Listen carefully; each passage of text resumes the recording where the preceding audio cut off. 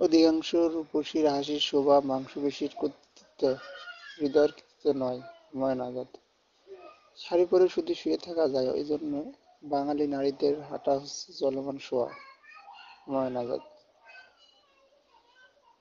ছেলেটি তার বিছানা গুছিয়ে না রাখলে মা খুশি হয়।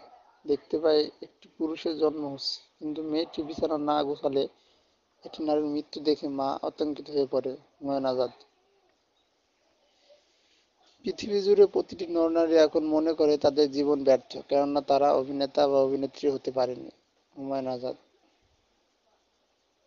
ভদ্র ছেলেদের জন্য মেয়েদের মনে কখনো প্রেম জাগে না, যা জাগে সেটা হলো সহানুভূতি। হুমায়ুন আহমেদ। ক্ষুধা ও সৌন্দর্যবোধের মধ্যে গভীর সম্পর্ক রয়েছে। যে সব দেশ অধিকাংশ মানুষ আহারী, সেখানে মাংস হওয়া রূপসীর লক্ষণ।